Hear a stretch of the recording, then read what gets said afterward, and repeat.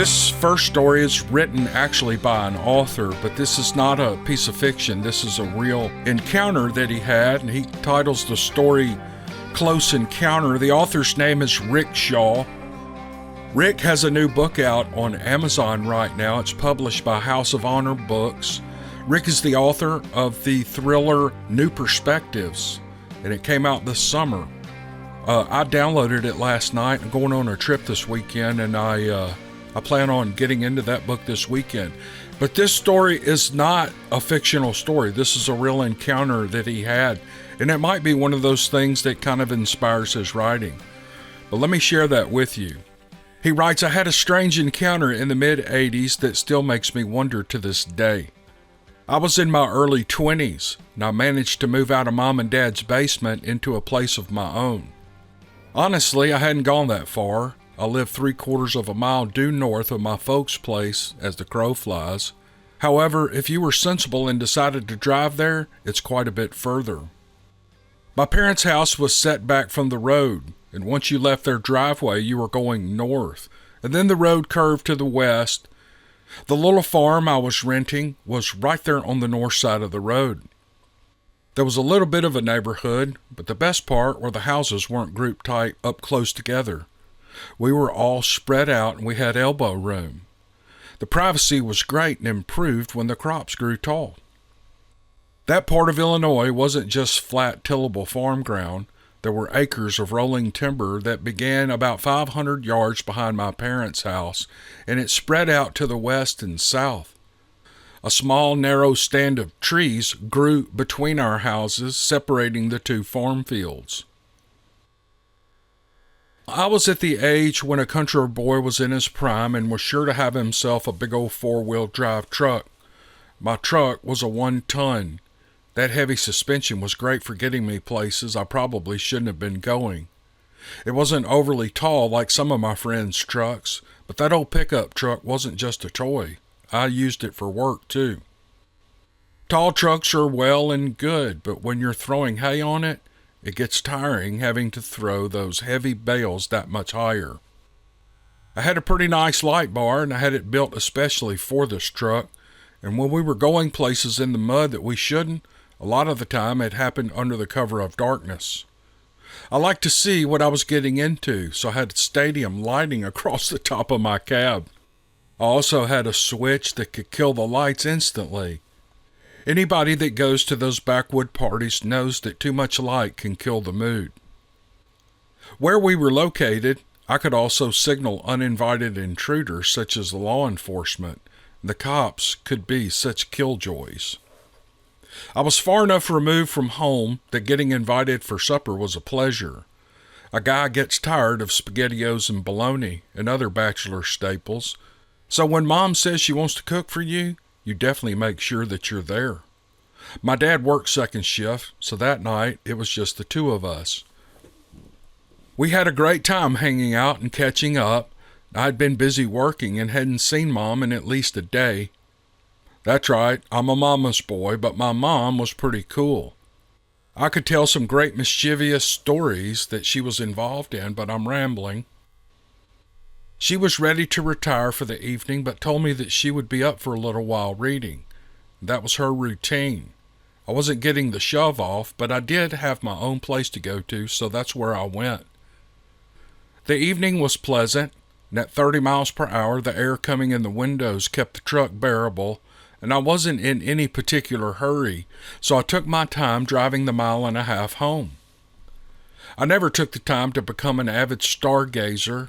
Back then, my mind was on typical country boy things, farm tractors and trucks and making money, and of course, girls. Really, mostly girls. I may lay on a blanket with a girl under the night sky at times, but I must confess I wasn't paying all that much attention to the sky above. That night, as I drove north and curved westward, I looked up and one star got my attention. It was acting very peculiar for a star. It was bigger and brighter than the rest of the stars, and sometimes it changed colors. It would be blue or white and then change to golden yellow and then turn paler yellowish shades. The changes didn't occur in any set pattern either. I began to intently watch the sky, taking special notice of the abnormal star, and after closer inspection, I finally realized that it wasn't a star. It didn't remain in a fixed point in the sky. It was moving. It was also getting bigger, which meant it was either growing or getting closer to me. I stopped just at the entrance to my driveway, expecting the moving star was only an optical illusion, and if it was a star, it would have stopped too, but it didn't. It kept coming closer. I backed out into the road so I could see up without the overhanging branches I was under interfering with my view. My yard was well shaded under a mature stand of assorted trees, and the foreign object above me was obviously not a star. It moved into a 10 o'clock high position, and then it began to hover. Well, I had an eerie feeling that I was being watched, and as intently as I was watching. I felt an electric tingle, and it was getting creepy. Sitting in the road with my headlights on, the most unexpected thing happened. A strange kind of standoff. The great big light blinked on and off twice. I don't know what possessed me to do the next stupid thing on my part. I flipped on my off-road overhead lights. Realizing that wasn't a real smart idea, I pushed the switch right back off again. I wasn't E.T. and I didn't need to call home. The big light again moved closer, and this was when I decided I wasn't sticking around to get abducted. I threw the truck into gear and I peeled out. Maybe drawing it toward my parents' house wasn't the wisest maneuver, but I wanted someone else to see this weird thing. Cellular phones were not around then, and I couldn't call Mom, but by this time I really wanted to phone home. I went back the way I came a whole lot faster than I had come, and I like to use my off-road lights to see even when it wasn't legal on the road. The light bar came back on again. Maybe that wasn't the best plan. It wasn't like I was going to attract the UFO. I seemed to have already managed to get its attention. I couldn't see it directly, and I wasn't completely sure where it was, but I sensed that it was following me. The road was brighter on my return to Mom and Dad's house, and the back of my truck was lit up almost like daylight when I looked into the mirrors. After a quick check, I noted my rear-facing lights were not on. I was being spotlighted like a raccoon in a tree. Mom must have seen my off-road lights from her window, and I'm sure the dog sounded the alarm. I was coming back in a hurry. Mom was coming out the back door as I flew down the lane to the house, and she rushed over to my truck as I skidded to a stop, and I motioned upward excitedly before her "what's wrong" escaped her lips. I watched her eyes grow wide with wonder, and I looked up and we watched the alien craft pass slowly and directly overhead. It continued west until it was out over the timber, and whatever this thing was, it was big, as in huge. It was hard to discern any shape. The light was too bright. It was pretty close to the ground, though, and it moved like a helicopter, a great big one, if that's what we were actually looking at.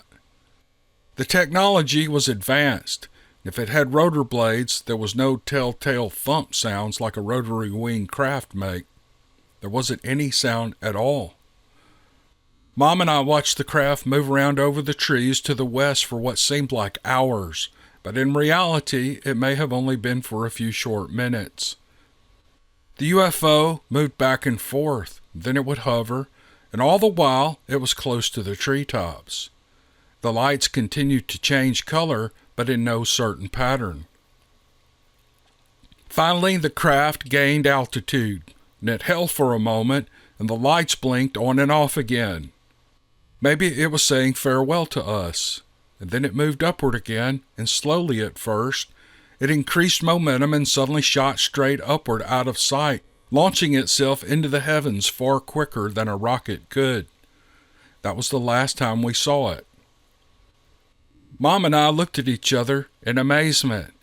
The only thing I could say for a few minutes was, "Wow." We talked about it for a little while, wondering if anyone else had witnessed the strange occurrence. And I finally went back to my place. It took a little while for the excitement to pass, and I don't remember going to bed. I woke the next morning with no sense of time lost, and my rectum wasn't sore. Okay, you made it through that one. At least you weren't, okay, enough of that. It was an unidentified flying object. Or was it otherworldly? Maybe, maybe not. When I think back on it, other than the creepy feeling when it stalked me, it still intrigues me. Whoever or whatever it was, they probably had fun shaking me up. Larry the Cable Guy has pointed out to many that UFOs like redneck fellers. I firmly believe we as a society are pretty arrogant if we think there is no other intelligent life. How do we know that we're all that advanced? How do we know that our planet isn't avoided, the same as we avoid a rough city neighborhood? And again, this is a real occurrence, a real incident this man is reporting. And he happens to be an author, and right now I'd like to tell you about his book. I'm going to throw up the book cover on the screen, and if you're interested, take a look at it. But thanks, Rick, for sending this. You're a good writer. If you did make this up, you have a great imagination. I'm not saying you did, but this is really good. So thank you, Rick, for sending this. On the screen now is the book cover for Rick Shaw's new book, New Perspectives. There's a link in the description if you want to look up this book on Amazon. It's available in Kindle format and paperback. Here's a synopsis of the book. Suddenly finding yourself in another dimension can really alter your perspective on the world, on love, and even on your chances of survival. Searching for a missing diver, Rick swims through a recreational dive tube and emerges in a different world. He learns the missing diver was killed on the other side and that one inhabitant of the other dimension has been visiting Star Lake. The visitor is hungry for the technology on Rick's side of the portal and will stop at nothing to get it. On the other side, Rick meets and falls in love with Amanda. With the help of her brother, the local sheriff, they try to stop the thief. Their efforts may have opened the portal wider, allowing the entrance of gigantic creatures. If Rick survives, he may be forced to choose forever between the world where he belongs and his new love. Again, it's available on Amazon. There'll be a link in the description, and go take a look. Looks like an interesting book. I downloaded it last night, and I'm going to be going out of town this weekend, and I'm going to jump into this book this weekend. So there's a recommendation for a book. My name is Cameron Buckner, and this is the Dixiecryptid YouTube podcast. It is also heard on the Podcast Network, Apple Podcasts, Spotify, Google Podcasts, Stitcher, iHeart, and anywhere you get your podcast under the name What If It's True. Thanks for joining me for this podcast. I want just one real quick reminder about Yeti Bar soaps. They're having a $500 cash giveaway for people who buy soap. You can go to their website and read the details. I'm not familiar with the details, but they are adamant about me to tell you about this, and it sounds like a good deal. So if you buy soap between now and I think the 20th of August, you are entered for a $500 cash giveaway. Plus, it's real good soap, and if you guys buy soap, use the code DC10 when you check out. You get 10% off, and I get credit for that sale. YetiBars.net and Yeti Bars on Facebook.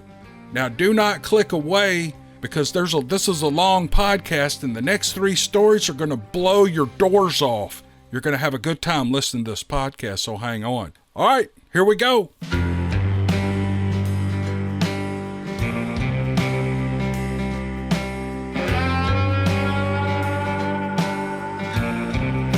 All right, here's an email from a neighbor, from somebody who lives probably less than 50 miles from me. And this is quite recent. This is some recent Bigfoot activity in North Mississippi.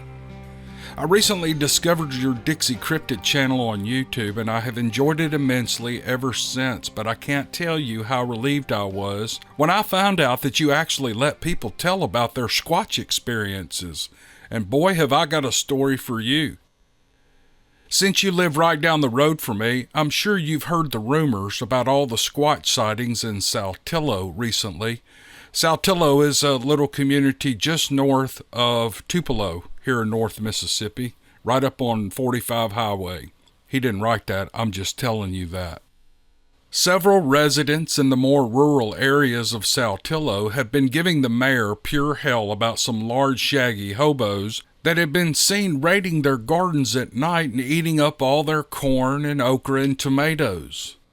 A Miss Bobby Jean Campbell was the last one to report during a City Hall town meeting 2 Tuesdays ago that she wanted more police to patrol her neighborhood at night so they could run off those dirty hobos that keep stealing vegetables from her garden. Well, in typical political fashion, the mayor assured her that the police would be doing extra patrols in her area and that she had nothing to worry about, and then swiftly moved on to the matter of giving himself a raise at the taxpayers' expense and speaking no more about her problem. There's a saying that comes to mind about Bobby Jean's problem: misery loves company. After doing a little digging of my own, I found out that multiple families are up in arms because something similar was happening at their homes. More and more husbands, wives, and children were calling the local police and county sheriff about large, hairy teenagers trespassing on their property and stealing the vegetables. Seeing as I had only just moved to Saltillo and started working in IT at a local bank, I just dismissed the ramblings of overexcitable moonshiners that try too much of their own product. But I can't tell you how wrong I was, Cam. I have 4 apple trees in my backyard, each a different variety, but all of them are sweet and crunchy. I was looking forward to enjoying the harvest this summer and making all my favorite desserts. Every tree was heavy with apples, and I had made up my mind to start picking them that Friday night about 2 weekends ago. I had just closed my eyes Friday night. I was about to get some well-deserved rest, because working for a bank in the IT department is not a walk in the park. And that's when I heard something shuffling around my backyard that woke me up. Well, I leaned over the drapes and pulled them over a little so I could peek out the window, and that's when I saw them, Cam. I actually saw them. At first, I only saw 2 of them abusing the tree closest to the house, pulling on the base of the tree and letting it snap back to its erect position. But then I started seeing more become visible as each of the remaining 3 started making their way into the light of my yard after crossing through the yards of my neighbors. Now, I know for a fact that several of my neighbors have dogs that love to bark at the slightest noise or movement, but for some reason, they all took a vote and decided they would remain silent for the night, while those Squatches beat my apple trees like they owed them money.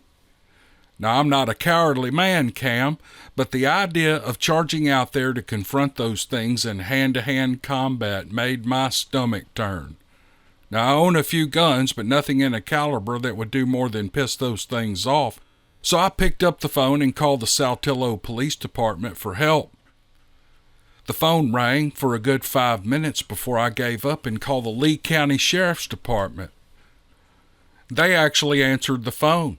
And I told the nice woman that answered about what I was seeing, and I asked her to send help as soon as possible.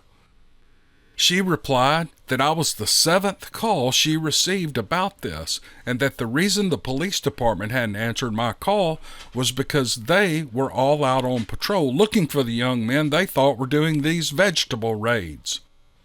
I explained to her what I saw, and it didn't look like teenagers, but it was dark outside, so maybe it was a trick of the moonlight. She took down my address in the neighborhood behind the big blue water tower that says "Welcome to Saltillo," and begged her to send someone in a hurry. And she said someone would be there shortly and that I should remain inside my home, and I followed her instructions and I hung up the phone. About that time, I heard what sounded like a small war breaking out in my tiny neighborhood and immediately dropped to the floor to avoid getting hit by any stray gunfire. But just as fast as it started, it was over. I pulled the curtain to the side again to get a peek at what was happening, and I saw two men in my backyard chopping off the heads of those young squatches and loudly boasting about getting paid. I found the whole situation beyond strange, but I was happy to see that law enforcement finally got those things.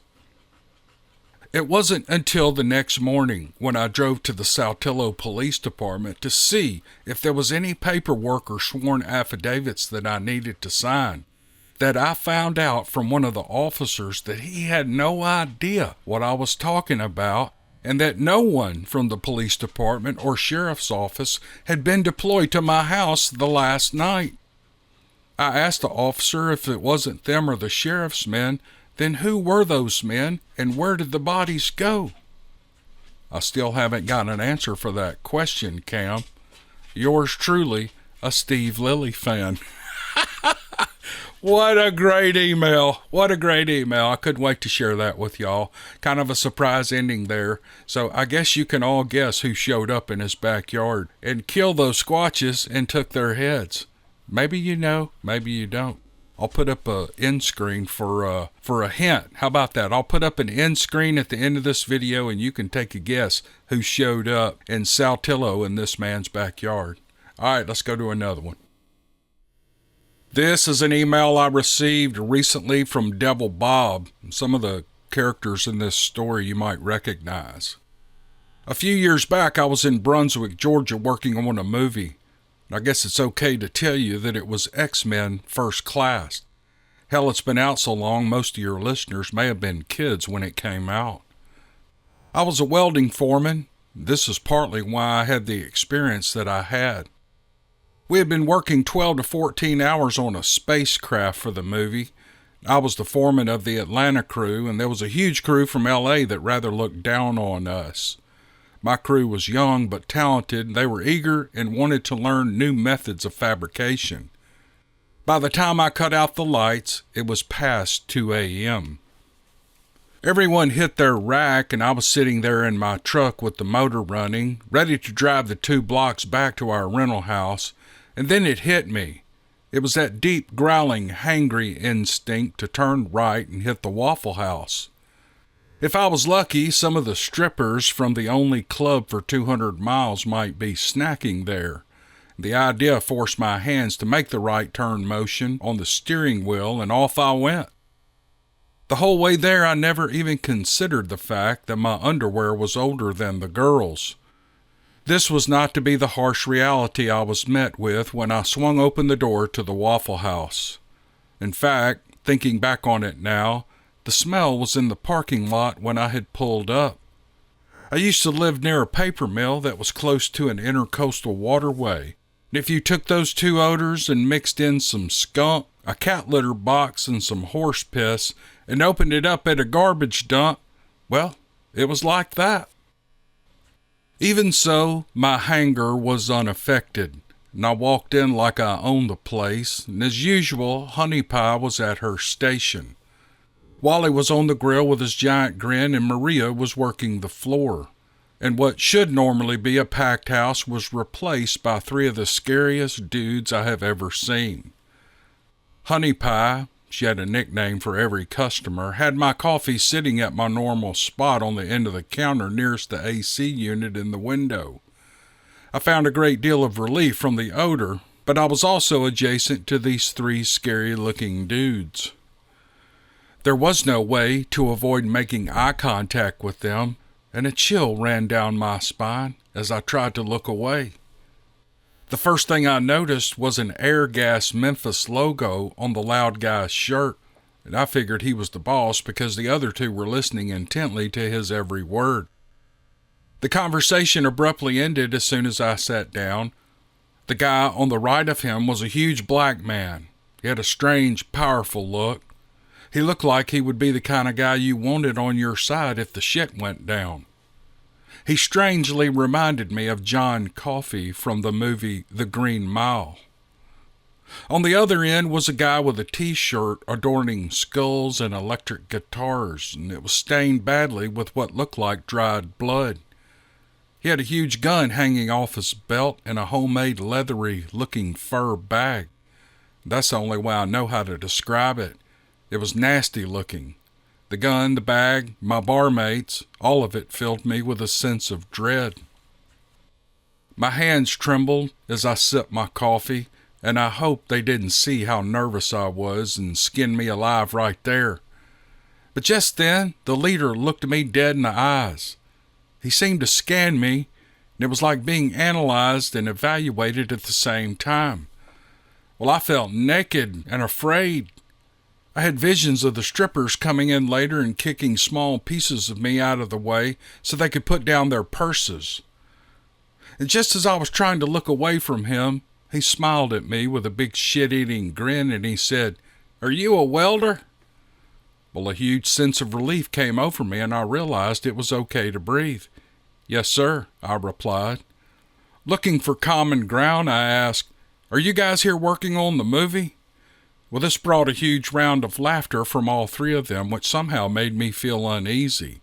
And he leaned over and stuck out his dirty, calloused hand, and he said, "I'm Steve, and this is Lewis, and this is Hook. We're stopping in on a hunting trip. What's the movie you're working on?" Well, from this point on, we got along great. Lewis wasn't very talkative, but he had a great laugh that shook the cups on the wall. Hook and I talked about motorcycles, and I pulled out some pictures of my old 67 hardtail Bonneville and my 72 T120V race bike. We laughed and told colorful stories about racetracks and bike rally stuff. And Steve kept quizzing me on welding techniques and plasma cutting.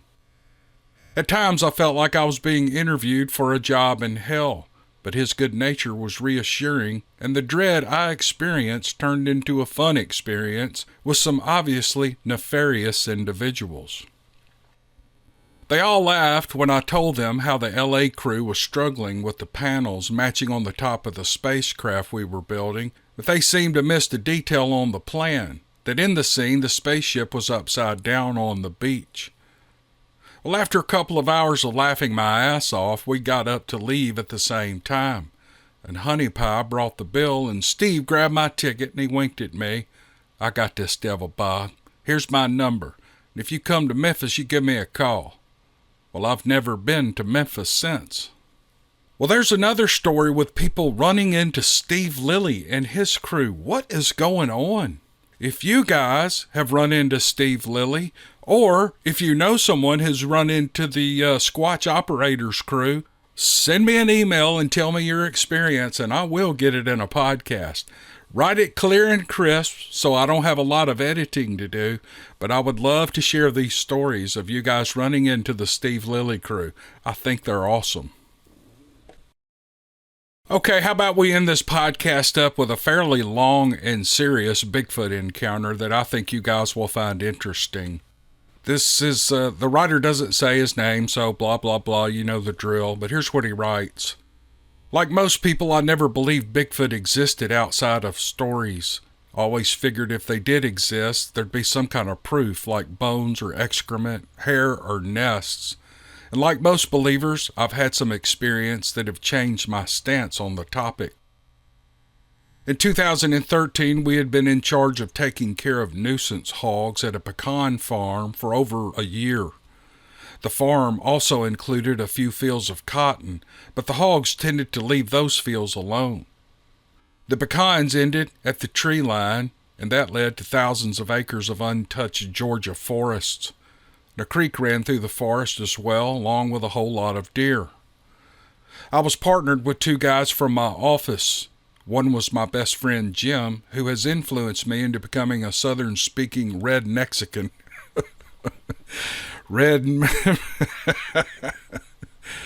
A Southern-speaking red Mexican I am today, okay. The other was Greg. He runs a hunting guide business on the side. By the way, the man's name who wrote this, he has a Spanish-sounding name, so I'm guessing he may be, or his family may be from south of the southern United States border. We were having a great success baiting the hogs at the tree line using automatic feeders, but the population was so dense we were barely making a dent. It was probably the heavy concentration of game that drew in a family group. One night we were spread out and using the last pecan trees as natural blinds from the tree line that was about 30 yards away. I was sitting at the base of the tree to hide my outline. There was a farmhouse near the entrance to the field where a light was just bright enough to backlight us. Well, I didn't expect to see anything anyway, and the wind was behind us blowing our scent straight into the tree line. Surprisingly, I started hearing movement and twigs snap, so I readied my rifle. It was a clear night with plenty of moonlight to see the tree line. I didn't see any shadows moving around yet, but I was patient. Thump! Something hit the ground right in front of me, scaring the crap out of me. I thought a branch had come off the pecan tree. They're always losing branches. Well, I jumped to my feet and turned on my weapon light. And lying just a few feet in front of me was a 2-foot piece of oak branch dug into the ground like it had been thrown. It was 3 inches across, and it did not come from the tree above. I jumped behind the tree and swept my light across the tree line, and then I called my buddies to come over, and as soon as I told them what happened, Greg started shouting that they were trespassing on private property. We were the only ones with access to hunt there, and we pressed up to the tree line and shouted for them to come out and show themselves. Well, after a few minutes of shouting with no response, we figured our hunting was ruined for the night, and so we packed up. The next day, Jim and I went back to try to find tracks or signs of who was messing with us the night before. We were hoping to find what direction they'd come from, but the underbrush was too thick. And while we searched, we talked about what kind of arm the person must have had to throw that log. 30 yards is a pretty good throw for a stick that size. For a while, that's how things went for us. We'd be hunting, and then sticks and rocks or cotton seeds would be thrown at us, and we'd yell like we did the first night, and it became a hunting as usual routine.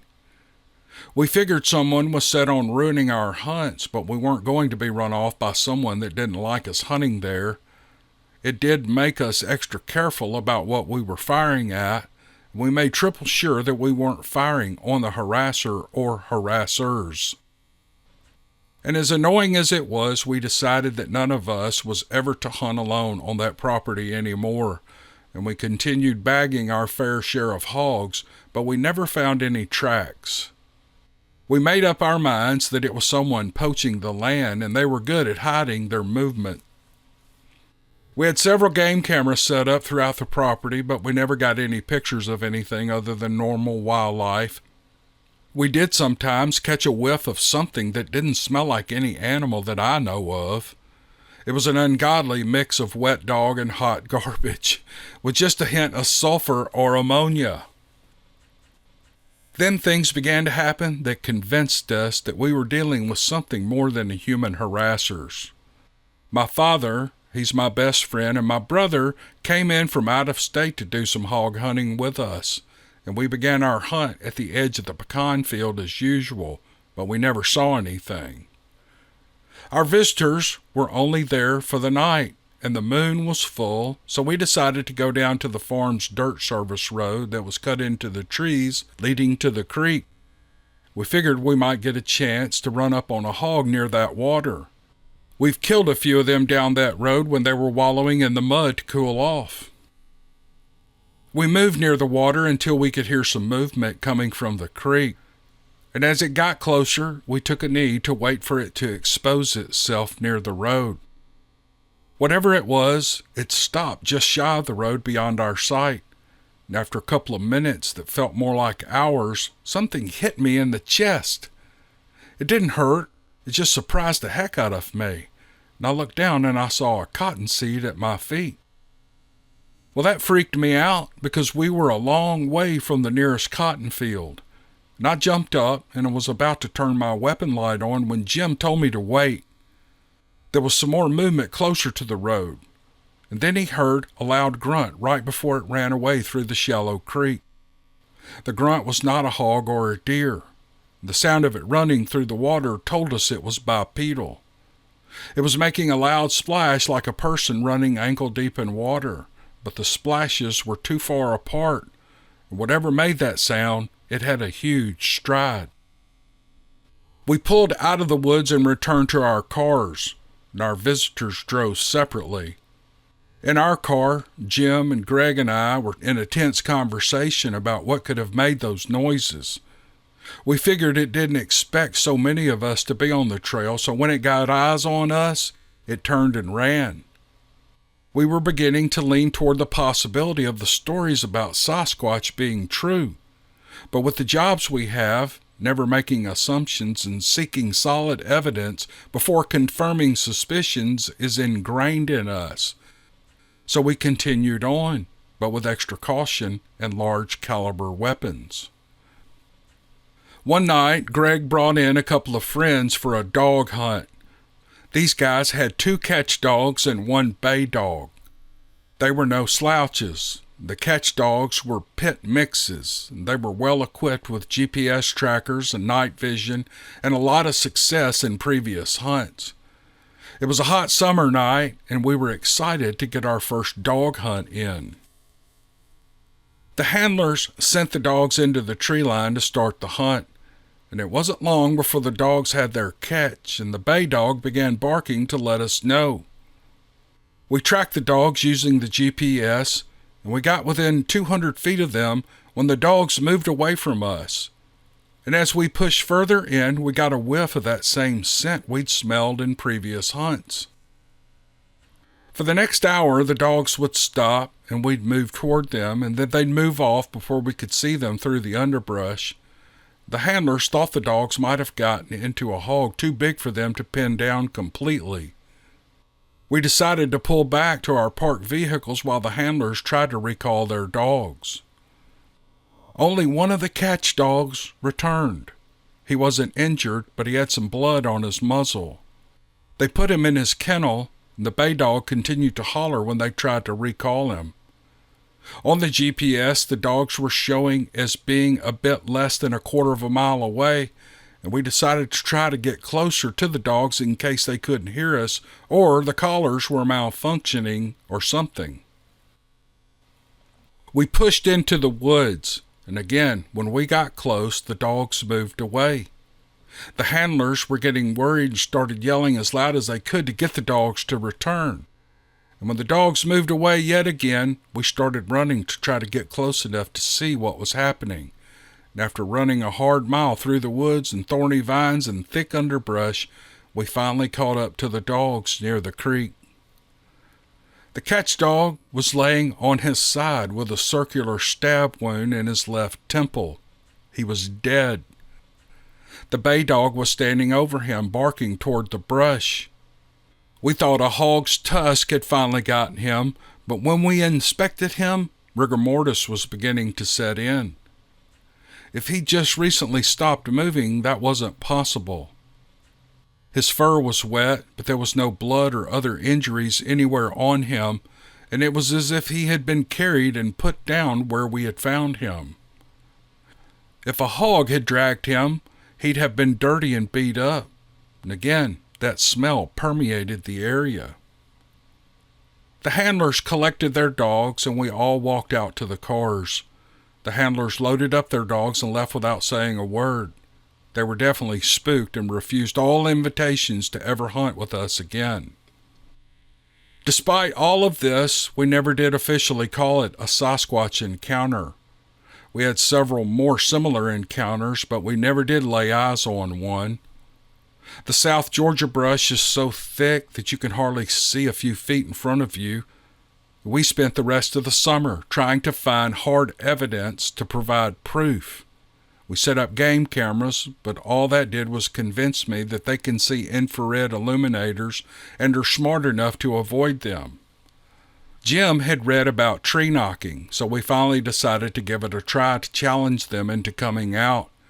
We parked about 200 yards from the tree line, and we walked up to 150 yards from the tree line in the pecan field. We borrowed a PVS-14 monocular to get an advantage with good night vision, and after being there for about an hour with Jim knocking on a pecan tree with a dowel rod, we finally saw them.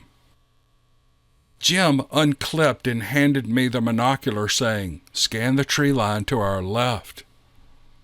Near the first row of pecan trees outside the tree line, there were 3 of them, with 2 more further back in the tree line itself. It was a clear night and plenty of starlight to feed the night vision.